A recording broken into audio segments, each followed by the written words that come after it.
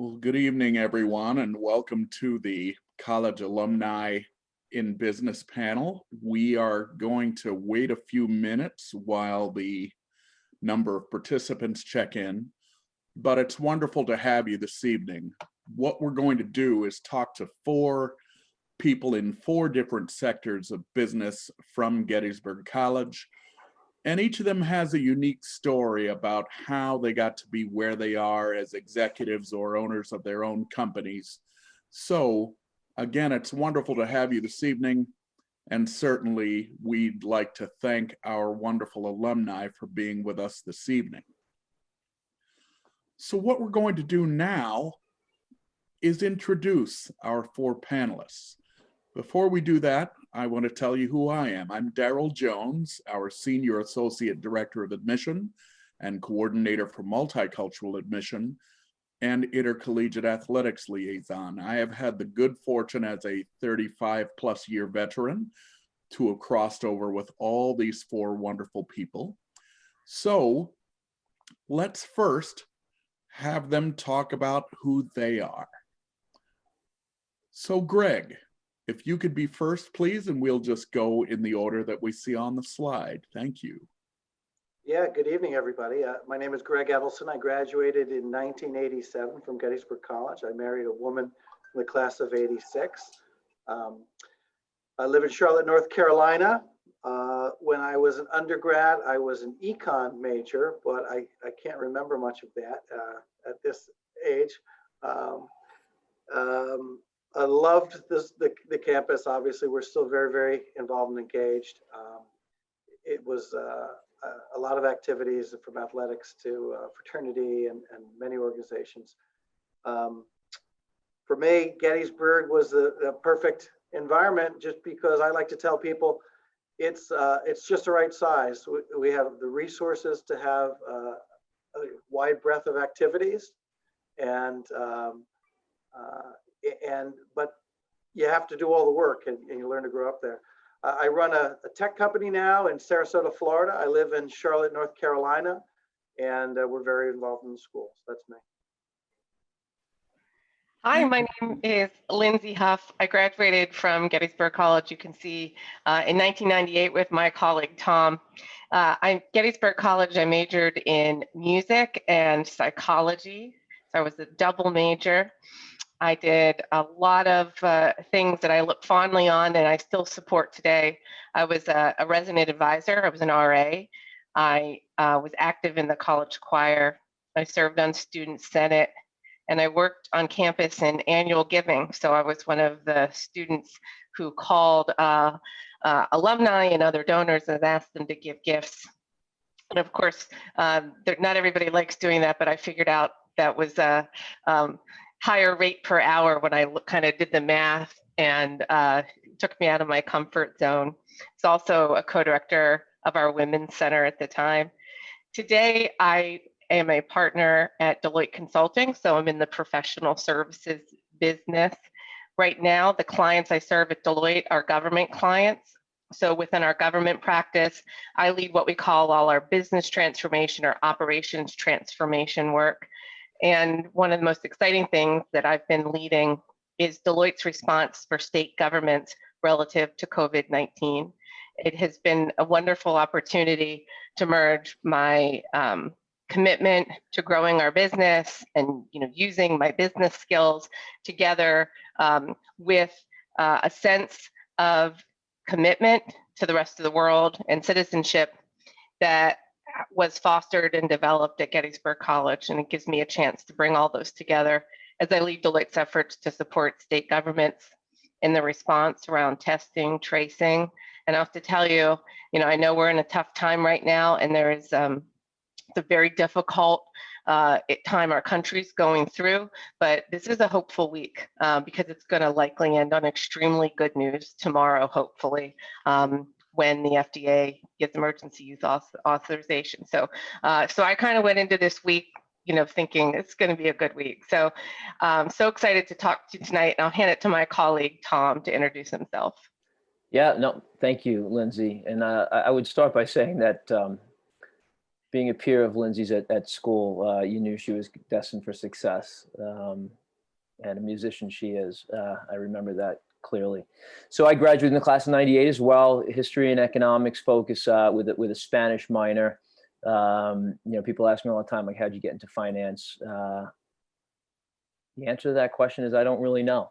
I kind of made my way through the trials and tribulations of getting out of college and trying to find a job and trying to save some money. And I thought I was going to go to law school. And after working 93 hours a week at one of the top law firms that I got set up with through a fellow Gettysburg graduate, I realized law wasn't for me.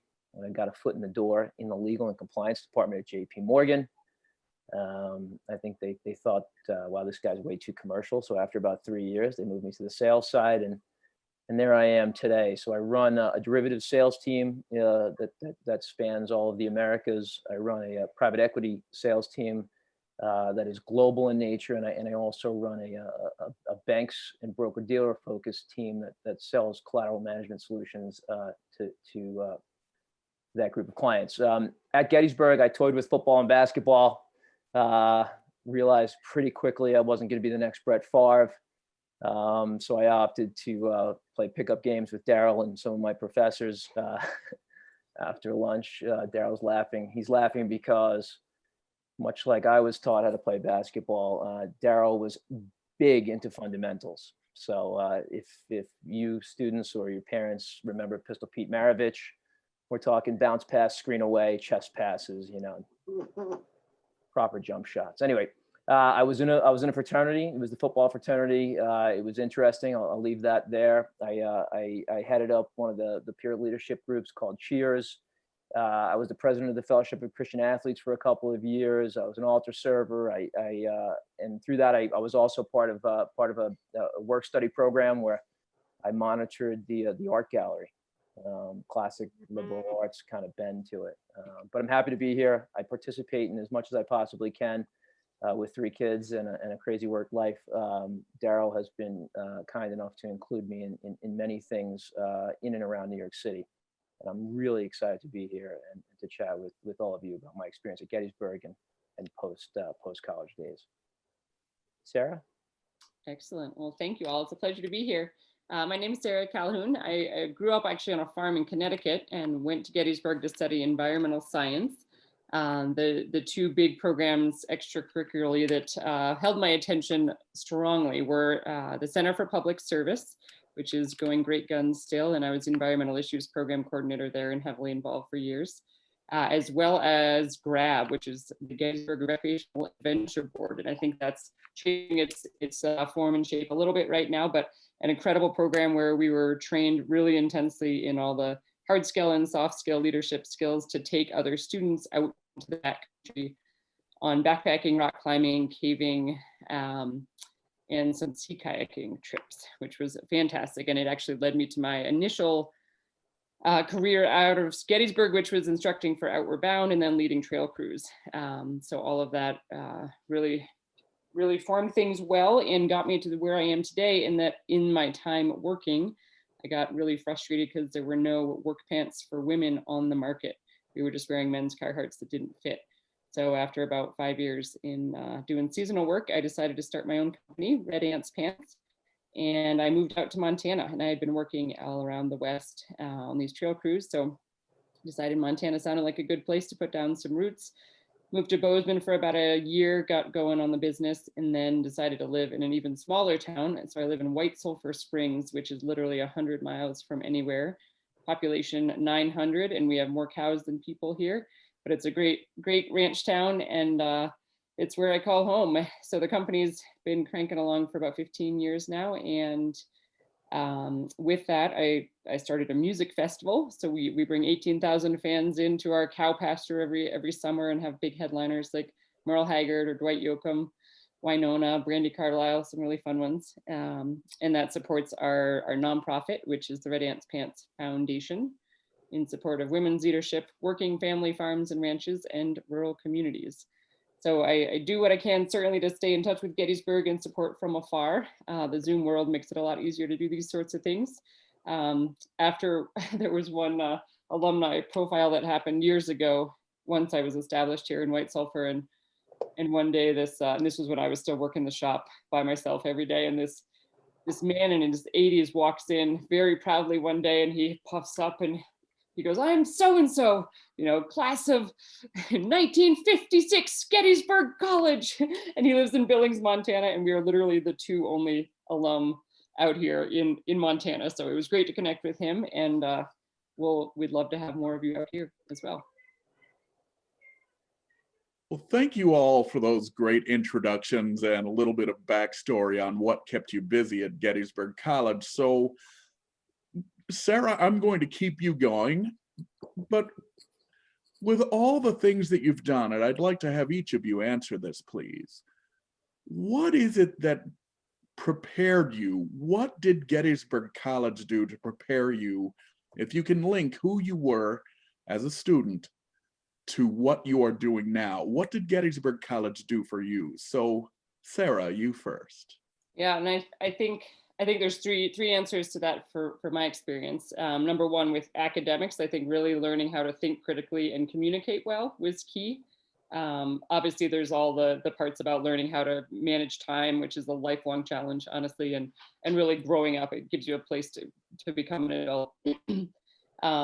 Secondly, with grad, with the outdoor program, it was really, there were so many fundamental lessons on getting out of your comfort zone and understanding where that is and what benefits that can have, and recognizing there's so much more depth and strength within all of us if we learn to trust to getting out of that zone and really pushing ourselves.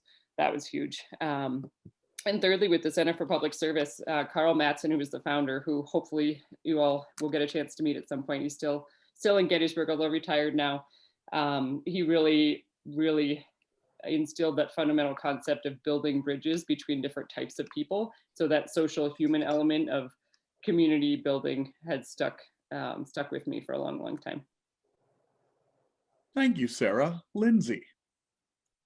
I would pick up where Sarah kind of ended with the Center for Public Service. So, one of the things that Gettysburg prides our student experience on is giving kind of a yes, you're in Gettysburg, but it's a global experience. I serve on the board of trustees of Gettysburg College, and we are deeply committed. While we have this wonderful, beautiful campus, which someday soon, as I mentioned, Hope earlier, you will be able to be present. We know that it exists in a bigger world, and the experiences I had through the Center for Public Service, whether that was building houses in the Gullah Islands or serving at Martha's Table in Washington, D.C., where I still volunteer and support today, knowing that there was more around me has influenced how I approach my work. So today I mentioned I serve a lot of governments and governors, and I'm always looking to understand, what are all the pieces behind this? What's the political reasoning behind this? What's the financial reason? Kind of that multifacetedness. So that's been something I've carried with me, and very tactically, I learned how to be a great writer at Gettysburg College, and that is something I use every day. And because I want students, prospective students and parents to know this, I hire a lot of Gettysburg College students, and we're all really good writers. So I'll hand it, I forget who's next, Daryl. I'll have to ask you to hand it.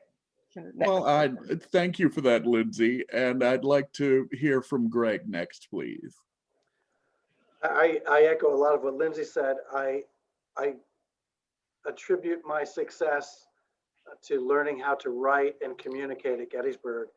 And I'm 55 years old now, and we do a program with a dozen Gettysburg students every year, and it hasn't changed. I went to Lehigh to grad school. I worked at IBM. I've been among world-class people for a long, long time. It's shocking how much better we are writing and communicating. I still see folks who come out of fantastic schools, and I'm shocked at how poor they write. So it has been a strategic advantage for me all of my career, even against people from other fantastic schools. But to your point, you're with so many different perspectives. You're learning so many different angles because of liberal arts education. You'll never find a better foundation to communicate. It's fantastic. Thank you for that, Greg. Speaking of liberal arts, I mean, my gosh, Tom, you have history, you have economics, you have Spanish. How, again, sort of the same question, but how did Gettysburg College prepare you taking those three programs and looking at what you do now? I think, look, the combination of classes I was required to take and the electives that I chose to take, they helped me become a real critical thinker. I think, Sarah, you mentioned that. I think, look no further than the past 9 months, right? And you kind of scratch your head. And Lindsay, you probably scratch your head all the time, especially dealing with various governors and state officials and so forth. And you say like, wow, the person does not seem to me like a critical thinker. I think, you know, Gettysburg taught me to really analyze facts, observations, opinions quickly, and then to be able to pivot or to be able to act. And Daryl, we talked about this around the financial crisis in 2008. You know, you called me and you said like, man, how are you doing? And at that point, I was like really trying to cut a path at JP Morgan. And I said, man, I look around these people, and it's no offense to anybody who went to an Ivy League school or has a, you know, MIT education and computer programming or anything, but they didn't have the ability to quickly pivot. And I have to attribute it to you know, going to a history class and then walking across the campus and hitting economics, and then going from there to philosophy, and then going to what we had at the time, I remember, a freshman colloquy, which was like one of the best classes ever. And then being encouraged to participate in volunteer activities and giving back to the local community within Gettysburg and beyond. I think that was like that was key to my development, you know. And it's funny because people are like, all right, so you took mathematics, you took economics, you know, macro, micro, and so forth. You know, what was the best class? And I'm like, historical methods. Historical methods taught you how to quickly triangulate everything that was in focus, you know, and to pull in the things that were outside of focus, and to synthesize an opinion and an action plan.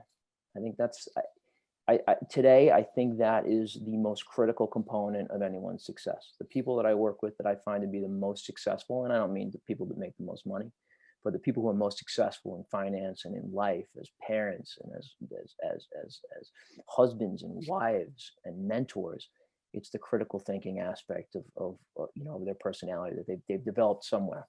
I developed a bit at Gettysburg, for sure. Thank you for that, Tom. And I remember some of those conversations about how, you know, you were almost astounded at how, yes, it was a tough time in 2008. Meanwhile, I was selfishly thinking, let's get this right so that I can retire at some time. But you literally said, we are going to think our way through this. So I need to have a team of people who are capable of doing that. And obviously, you all did that pretty well. So thank you all for sharing that perspective. For those of you who are tuned into the webinar, please use the Q&A feature. I have a colleague in the background who will elevate your questions to us that I can ask our panel. A lot of you really talked about this whole idea of pursuing different majors and how you excel now, but I'd like to go a little deeper. So what is the thing at which you most excelled at Gettysburg College? And it could be a combination of academics or co-curricular activities. So that success mindedness, that success attitude, how did that connect you to your current success in business? So let's go in the same order. So I'll start with you, Sarah, go to Lindsay, and then to Greg, and then to Tom. Excellent. So it's funny looking back that I even chose a science major, because I wasn't honestly that good at the technical scientific part. It was boring to me. And I wanted more impact on the human side and the social side. The class I loved was creative writing, and also philosophy and some of these more thinking, you know, more creative side of the brain classes. And at that time I was very judgy and looking at the, the business students and the marketing majors and just thinking, oh, they just want to make money and I'm going to save the world with environmental studies and, all of this stuff. And I do remember very clearly one of my senior papers in ES, and it was a very technical scientific paper, and I absolutely bullshit my way through the whole thing. I was just like, I don't actually know it. I'm just going to try really hard. And my professor wrote back, she was like, Sarah, you would be excellent at marketing, like D minus, and now what am I doing? I'm marketing pants and selling music festivals and bringing people together on the social side. So, but at that time I knew I wanted to be outside, and the environmental studies classes were the ones in the woods, so it's, but again, I learned all the other things. I did not take one single history class, which I regret being in Gettysburg, but religion and music and all of the stuff really well-rounded the whole experience. So I love that answer. I'm so busy, Sarah, listening and enjoying and learning from you. So I know, Daryl, you were sort of like, what's the one thing? And I can't do it. I can't, Daryl, because for me, I could have actually graduated a little early. This is, back in the days when that was a little easier. I know, that's not as common now for higher education. And I was like, no way, I'm not graduating early. So I stayed for my last semester, and I took Poli-Sci 101 with Ken Mott, and I took economics with Dr. Gondway, and I took every amazing class that I heard. So my point is, and that has prepared me for a career in business, because I'm now looking ahead to figuring out, what does it mean to move to cloud for cloud computing? What's the role of artificial intelligence in the job market and in serving our clients? Like all these big, some of them pretty existential questions. There's no way you can go to school for 4 years and know what all those things are going to be 10 years or 15 years from now. So that base I had is what has really helped me. So I know Daryl didn't answer the question, but I just had to go in hard on that. So I'll hand it to Greg. I've never been asked that question, Daryl, so that's an interesting one. I think I have a good answer. I'm from a big family, and I shared a bedroom with a brother a year older than me who we called the Vulcan, because from the womb, he knew he was going to be a scientist, and he ended up going on to be a cum laude Ivy League chemist. And I was just insecure enough that I did not want to be a scientist, because the Vulcan was already world-class in high school. So I hated, so I was afraid of science because I never wanted my report card to be compared to him. I took physics at Gettysburg College, and I effectively run an RFID tech company that's 100% physics. I did it because I thought it would be the easiest science, and years later I had a tech career, and now I run a tech company. That was nuts. I was trying to get through science in the easiest possible way, and now I run a company that's based on physics. It makes no sense. It's amazing. Go ahead, Tom. That's all I've got. Yeah, listen, I think you are effectively forced, maybe I say challenged, to take a whole slew of different classes at Gettysburg, right?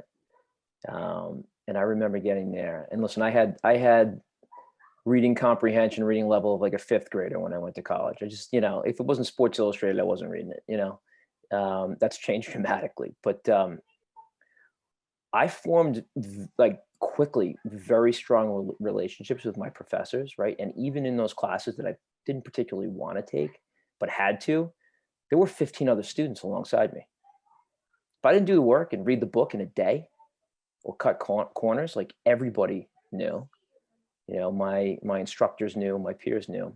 And I think there was inertia to hold one another accountable, right? It wasn't like people wouldn't tell on you. It wasn't like The Handmaid's Tale or something like that, but what it was like, it was the first taste of like professional accountability that I'd experienced.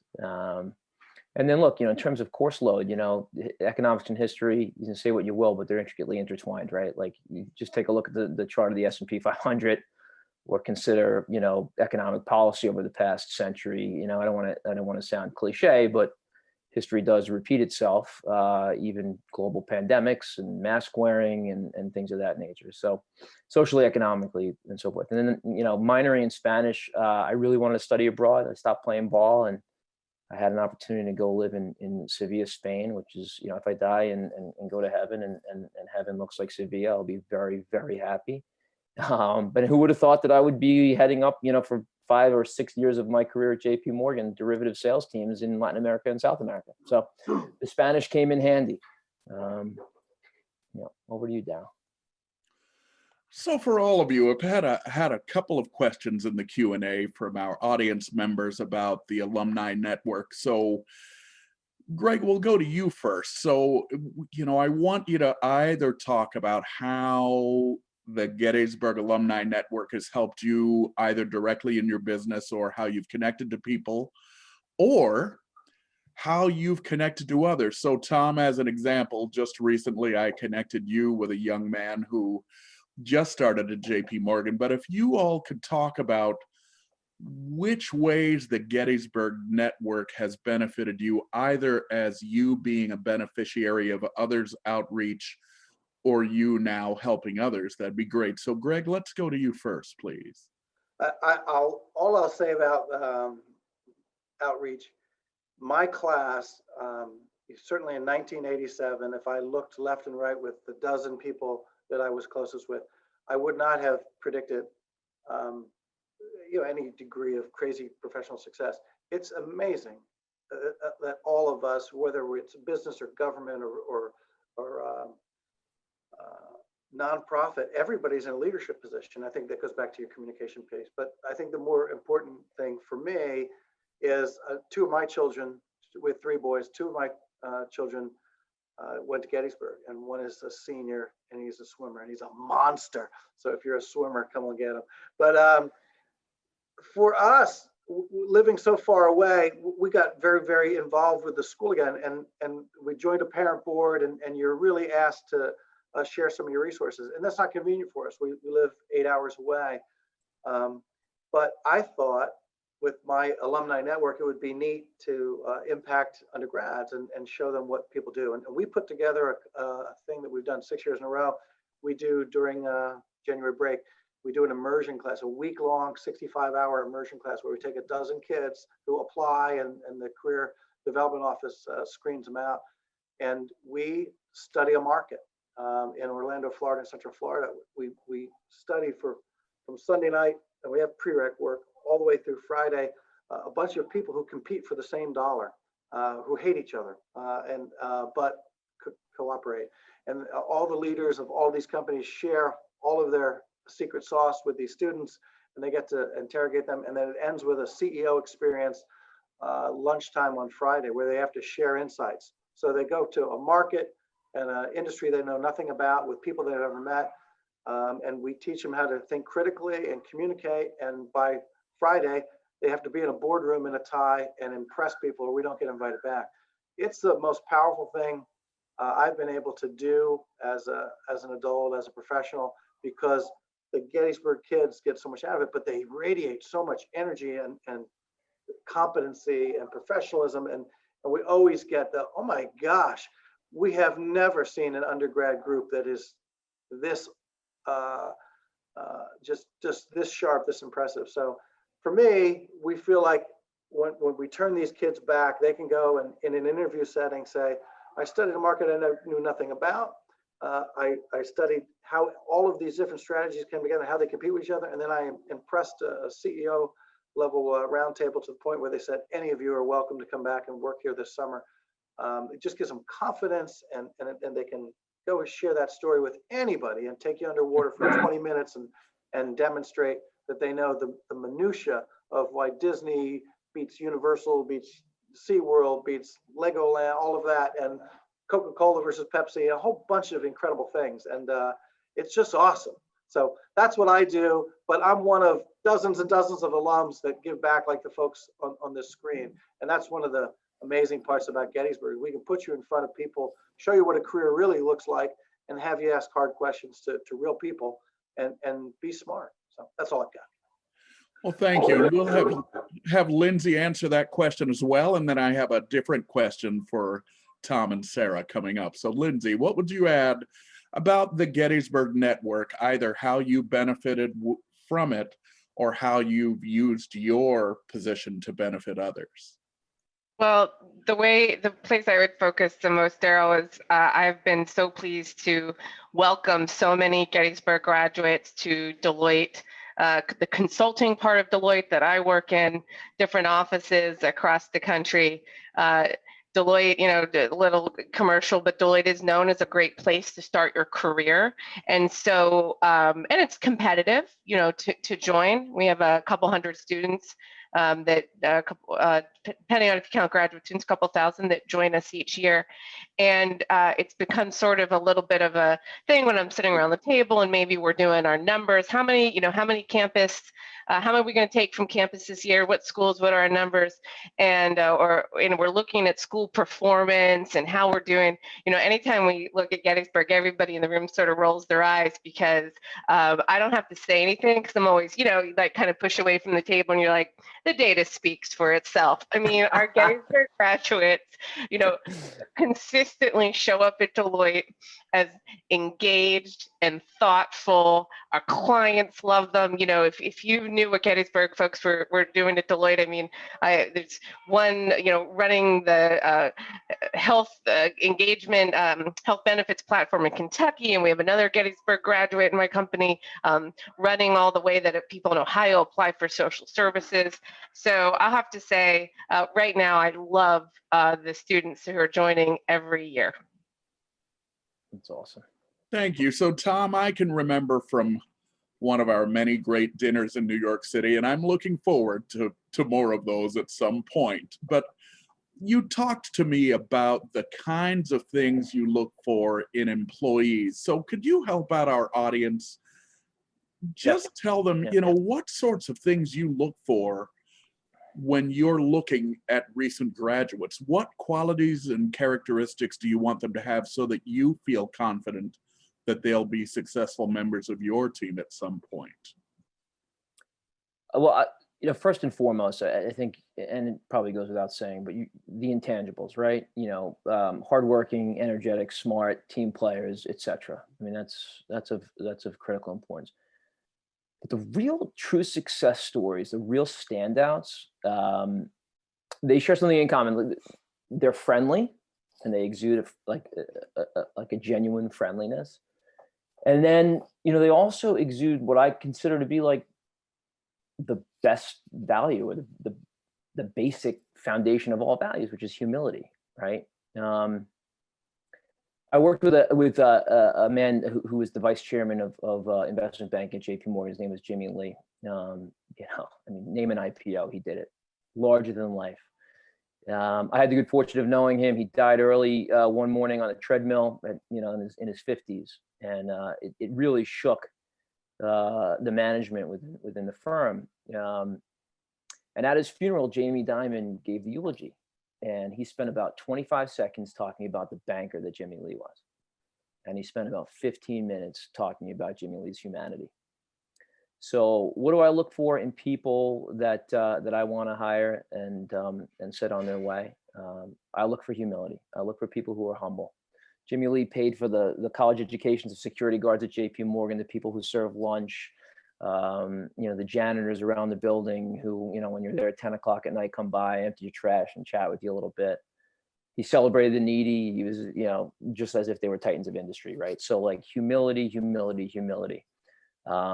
Frankly, I want to hire people that waited tables. I want people who've worked as laborers, car washes, landscaping companies, caddies, deli counters, it doesn't matter. These are generally people who have been forced to think on their feet, and to communicate with people from all walks of life. That's the way I view it. It doesn't mean I'm not impressed with prep school kids. I have plenty of guys that work on my teams and work alongside of me. And I think, this is all, it's individual. A lot of people that I work with actually fit that profile. But in my experience, I feel like a youth spent under the gun, or potentially in stressful situations that are off the athletic field, which can get stressful, especially as a parent of lacrosse players. But they have a different approach to challenges in the real life situations. I could be biased, but that's what I'm looking for, and I get that from Gettysburg students. I get that from students who have fought and clawed and scratched and don't have an Ivy League name next to theirs on a resume.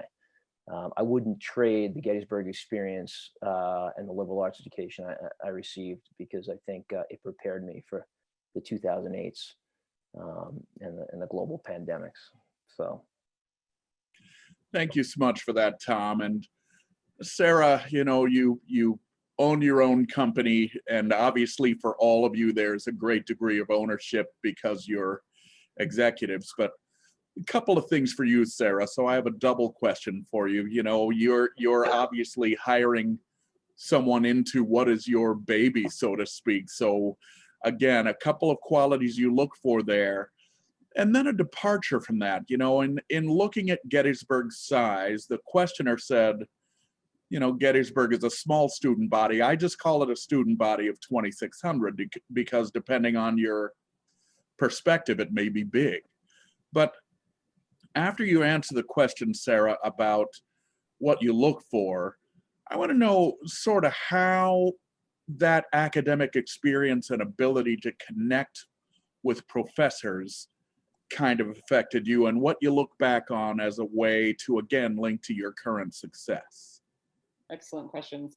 So it's interesting hearing this kind of big business hiring perspectives and from a very small business here in rural Montana, where when I hire someone, they have to be able and willing to do pretty much all of the duties, whether that's customer service or hemming pants and running a sewing machine or running the chainsaw or being able to actually do that, the housekeeping in the shop, and willing and able to do anything. And I loved your point about humility, Tom. I think that's first and foremost, just the basic human values and how you pitch in, and also being a good problem solver. That's a really big one, especially out here in rural America. We don't even have a Walmart or a Target within 100 miles. So we have to plan ahead. We have to be able to troubleshoot and solve a lot of problems all on the regular. And just being in business as small business people, we have to wear all the hats because we don't always have the money to hire, a full marketing team or a full finance team, or,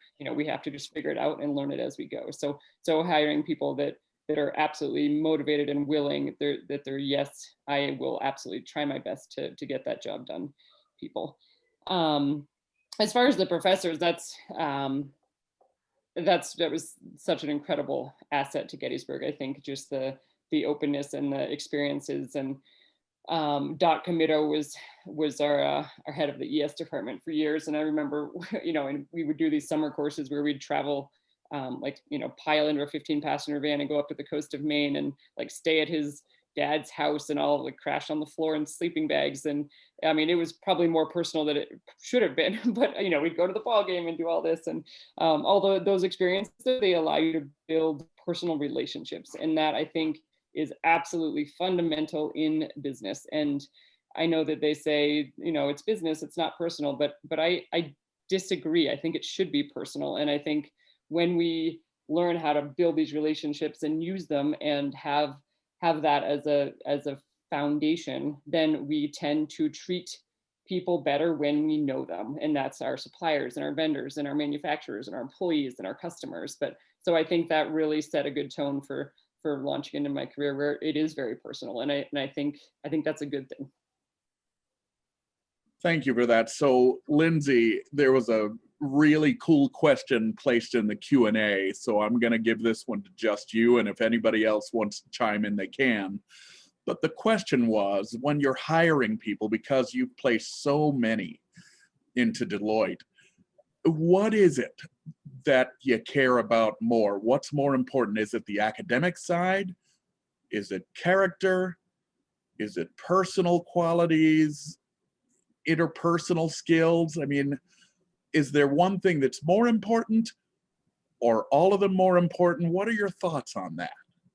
Well, I would answer the choices that the questioner gave me there, right? Which I would say of those, the one I would pick would be the interpersonal. So, this is, Tom said we have to, watch our cliches on panels like this, and I will, but one of the cliches we use in interviewing, and I interview a lot of people all the time. I'm in professional services. I make most of my money at rate per hour, and that hours are usually generated by people. So I interview people almost every day. And, we talk about something called the LAX test, which is the airport test. And in consulting, that actually happens, which means if I was stuck in LAX for 6 hours, would I be better off because I was with this person or worse off? And, unfortunately, in the consulting business, we have stories like this where, you ended up renting a car together in Albany and driving to DC because, that was just the fastest way between 2 points, given 8 inches of snow and whatever. And, and you think like, oh, geez, like, I need to either get my own rental car or we're going to share one together. And so that's that interpersonal skills. At the same time, with a very inclusive lens, that's one thing I learned at Gettysburg. There's not just one way to have interpersonal skills, and recognizing that different backgrounds, and you've heard that, different backgrounds that people come from, whether it's the neighborhood where they grew up, maybe they have a different race than all those things come together to look at the interpersonal angle. It wasn't one of my choices, but the other second criteria we always look for would be like problem skills, so, tell me about a time when X, right? When you had to work in an ambiguous situation. And I'll close by saying on that one, as much as students I know on the call, sometimes you hate group work. It is the best content for job interviews, because I can't tell you how many people, when I ask about, tell me about a time when, this situation, and they're always falling back on group work. And I have so many fabulous stories about, how I became a better team member at Gettysburg. So interpersonal is my pick, Daryl, with that kind of teamwork right behind it. Thank you, Lindsay. And that meshes pretty nicely with what Tom said. It is character, friendliness, kindness that still has a place. So, Greg, this question's for you. When you're doing those career immersion pieces, so you're going to get a two-parter as well. What immediately stands out and what makes you say, yep, that's someone I want to hire? And then now that you've put students, your own flesh and blood, into Gettysburg, if you think about your experience, anything you'd change? If so, why? And if you wouldn't change anything, why not? There was a great question that was placed into the Q&A once again. So first question is, what immediately stands out really quickly? Yeah. And then, would you change anything? If so, why? If not, why not? Again, I'm from a large family, and I'm the only one who went to a small school. And we're all, I'm the youngest boy, so we're 55 and over. I'm the only one that is still in touch with so many chums from that era. I'm the only one who, you don't miss an alumni reunion as a Gettysburgian, because those are your best friends. I happen to marry my best friend, right? Life is about human beings. Work is about human beings. It's very hard to make a career in a life as a loner. It's usually a headline that's negative around that one, but life is about interacting with humans. And the litmus test for me is 65% of your class comes back. Not 100% of us are even still alive. How do you get 65%? And we all have very busy lives, and we live far, far away. And none of my brothers and sisters have the same experience. And you say, what did you do undergrad that you don't stay in touch with people? What the heck were you doing? So it's a totally different experience. And the measure for me is the success that folks have had just relationally, and the way that people charge back there to be involved in it. And that's, we have our oldest went to UNC Chapel Hill, had a wonderful career, lives out in California, has a wonderful career now, but a great academic career. He comes to Gettysburg graduations and said, "Why didn't you make me go here? These folks love each other and know each other and have such deep relationships. I had an unbelievable experience, but it was about live music and great professors and Our oldest is still mad at us that we didn't drive him there. Although Mary and I worked on him to become a music major. We just were unsuccessful." Love that. So, this question is for you, Tom, and it's another two-parter. So, the frequent conversations you and I have, we talk a lot about the people with whom you're still connected, either who were buddies of yours from Gettysburg or whatever else. So, I'd like for you to talk about that connection and what makes it special to you. So, what makes the Gettysburg connections that you have special, irrespective of business partnerships? And then the second part, without slamming other schools, is what makes the Gettysburg folks stand out. So the Gettysburg alums that you run into, whether they are in your business or not, if you get a chance to hire them as an example, that'd be one thing. But what makes them stand out from the graduates of other similar schools? So talk about your network, and then what makes the Gettysburg people stand out. Yeah, so I'll tie in a third question if you don't mind. So somebody posted something like, what would you change about your experience at Gettysburg? Look, I grew up an athlete. I played football as a quarterback. I went to school. I thought I was going to be, I thought I was going to be Joe Montana, Brett Favre. I guess I should use more frequent names. I don't watch Pat Mahomes. I was slow. Anyway,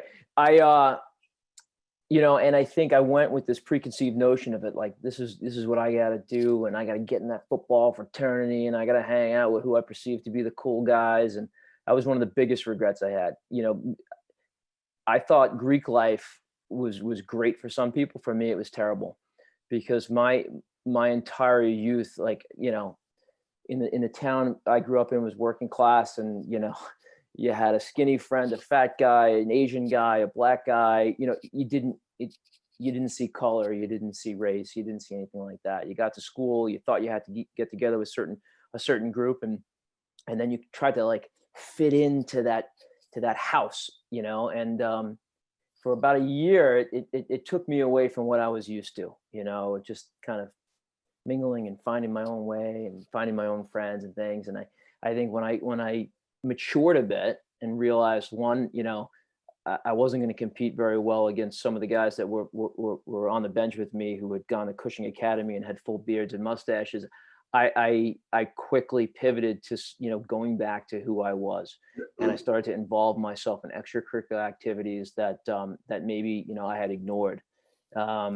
So that's an answer to one of the questions there. Now, most of the people that I stayed in touch with and that I'm still engaged with today, none of them were in my fraternity. Most of them had very different experiences in youth, and had very different majors and different focuses, and even today in their professional careers, very, very different. I will say, though, that a lot of them went the route of business, whether they were health and exercise science majors or even education majors. A lot of them found their way to creating a business, or joining a large corporation like I happen to do. And I find that pretty fascinating. What's unique about, I think, the experience that we had is that I've used the word pivot a lot, but with the education we received at Gettysburg, there are so many things that you can do. I mean, I still have people who are, my peers at work, who say, like, "You went to Gettysburg College? Like, how was it down in Virginia?" And I'm like, "Well, first of all, you definitely failed history." Okay. And right, that's true. It happens. If I had $1, I'd be, for every time, I'd be a rich man. But yeah, I mean, I look at them, and I say, well, you went to the top school in the country, and God bless you, and I'm so impressed with that. And here I am, like, sitting right next to you at the same level, and I went to Gettysburg, and and frankly, when the shit hits the fan, I'm going to get the call from the people that need things to happen. So yeah, still in touch with a whole host of folks. So look, I guess our peer class when we were graduating was like Franklin and Marshall and Dickinson and a whole host of those, great schools. I'm engaged with the Harvards, the Yales, the Princetons, the Columbias, the MITs all the time. In fact, we call them, or we did for a long time before some of us stood up and pounded the table, the core school recruiting area, right? Lindsay, I'm sure you come up with, things like that. And, I always felt like the top quartile of graduating students from Gettysburg could run circles around the #1 student that we pull out of Stanford or Princeton. And I got to tell you, and I've said it and I don't want to sound silly, but those students from Gettysburg, they've got a grit and a resilience about them. And let me tell you something, if there are 2 core traits, let's leave the core value of humility to the side. If there are 2 core traits that you want, they're grit and resilience. My best friend was the first guy into the Osama bin Laden's compound. This Darryl, 14-year SEAL, 11 years with Development Warfare Group, SEAL Team 6. He told my sons, Uncle Marcus, they call him, he told my sons, pray for a tough life. And they said, what do you mean pray for a tough life? And he said, grit and resilience.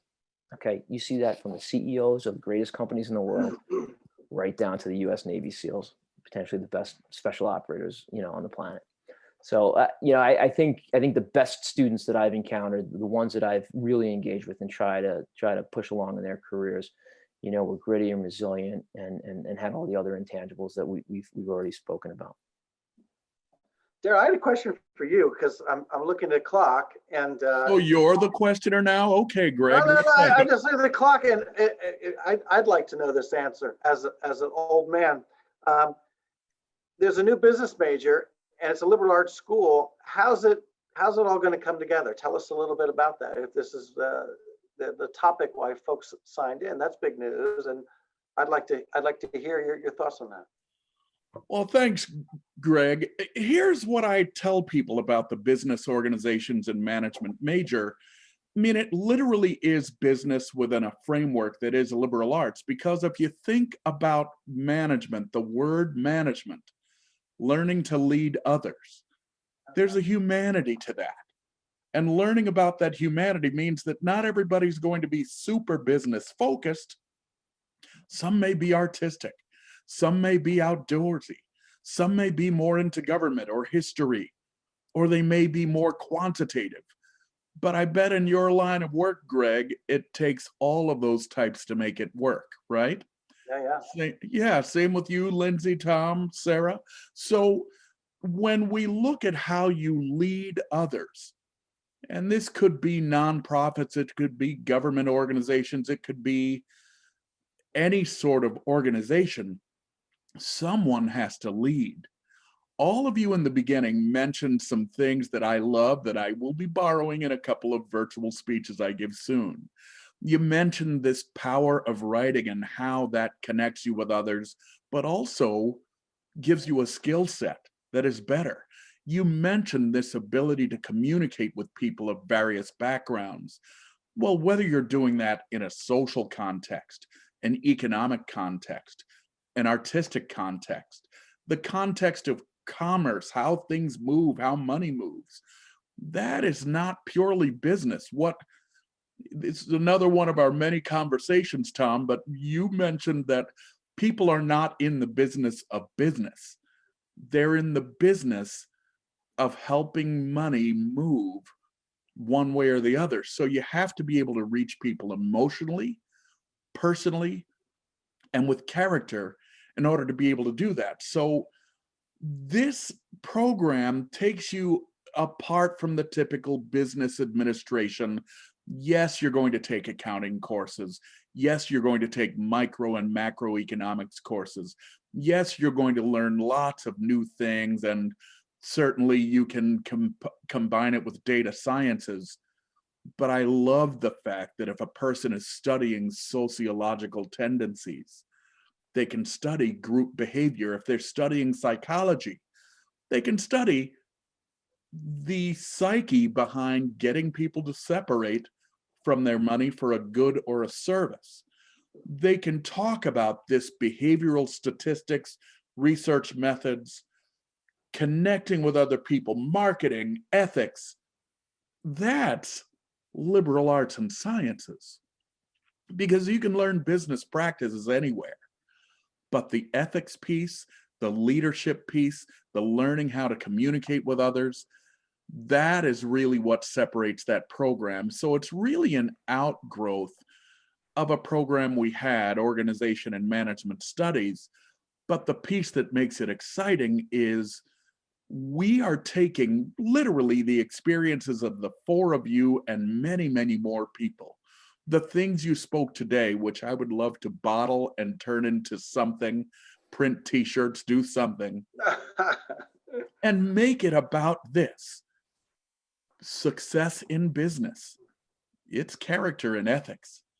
Success in business, it's positive attitude. Success in business, it's taking, your excellence in music or creative thinking, or that historical methods class, Tom, or what you learn in the outdoors, turning that passion into your own business, or learning about what it takes to truly stand out when you are doing that career immersion, Greg, and you're saying to people, yeah, you're going to learn for a couple of days, but now it is time to show yourself as a CEO. How are you going to do it?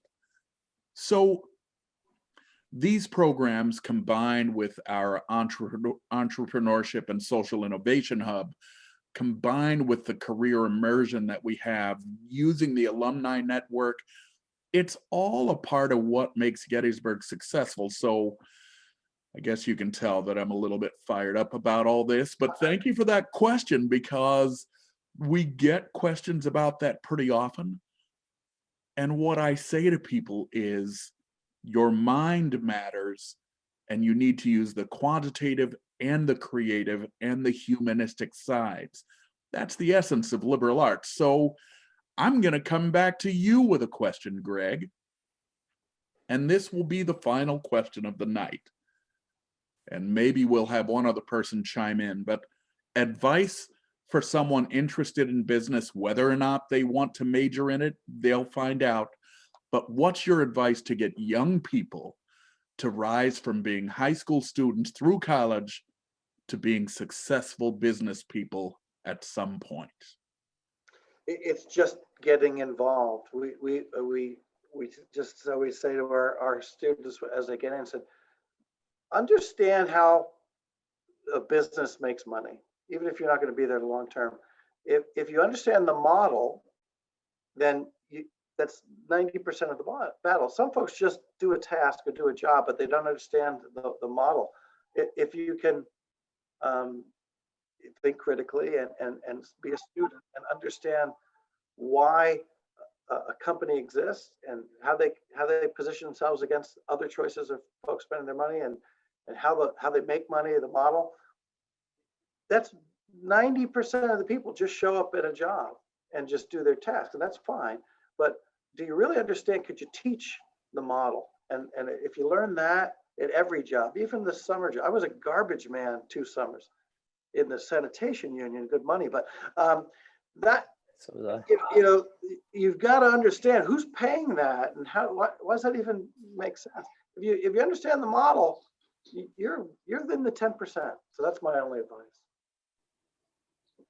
Daryl, can I hop on real quick and add to that, in that also? Absolutely. Actually, we'll have all of you touch on that. So go ahead. Just also understanding the complexities of types of businesses. Because in my mind, my limited small town Connecticut mind, coming into Gettysburg, I thought it was just big business, big money. But I didn't even, I don't think it was even a term then, but social entrepreneurship and, the triple bottom line, that it doesn't have to just be about profit. It can be about people and environment and community as well. And the power and potential of entrepreneurship and business and small business and big business and corporations and all of it. There's so much diversity there that I think seeing that full picture and understanding it would help quite a bit too. Lindsay, go ahead. These are great things. Keep going.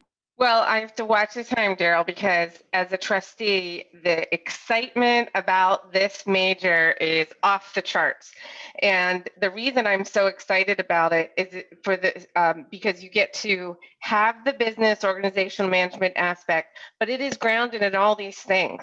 So, being able to have that major, but then touch in the other areas we talked about, religion, history, political science, music, psychology. Here's the other thing. Even if you don't decide to major in the business organization and management, the fact that we have this major means there's more courses available. It is a wider range for you to choose from. I took management courses while I was a student at Gettysburg, and they made me better.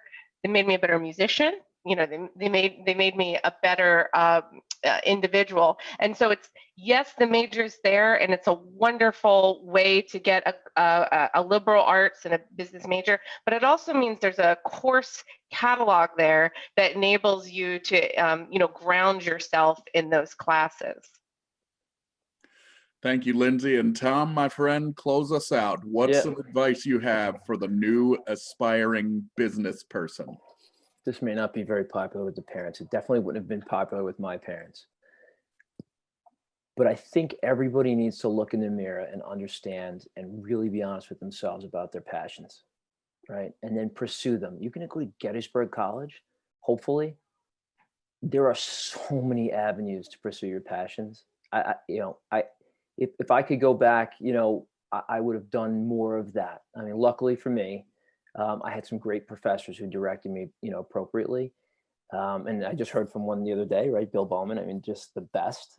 I had the good fortune of having both he and his wife numerous times as history professors. They were unbelievable. I mean, unbelievable human beings and brilliant. But follow your passions, because if you do that, in my experience, this is what I try to share with my own children, your path will be carved. And if your passion right now is the Civil War, right? We're better to study the Civil War. Pursue it. Figure it out. You may, develop a career, reenacting battles, or you may pivot and say, you know what, that was great. And that really inspired me. And this is what I learned. And here's what this is what I'm going to do with what I learned. I think, look, I tell people, I get in trouble sometimes at work, from some of my peers, even analysts at JP Morgan and associates and vice presidents come to me and say, I don't really know if I want to do this. And I said, that's great. At least you know it. You've looked in the mirror, you've evaluated what the position you are in, and now you can decide if I'm going to go right or I'm going to go left, and maybe it's the road less traveled, or maybe it's the yellow brick road. Who knows? The reality is, you've got an opportunity ahead of you to really pursue what interests you, what you're passionate about, and ultimately to be able to decide what your future looks like. Gettysburg prepares you for that. Prepared me, that's for sure. I'd like to thank you all, Sarah, Lindsay, Greg, Tom, for sharing your expertise, your warmth, your time. You have all helped me to stay fired up about why I love working at a place, Gettysburg College, that still develops humans, not just great business people, and you're all immensely successful, but great humans. So thank you so much for your time. Thank you so much for your energy and sharing your expertise, and continued good health to all of you. Take care.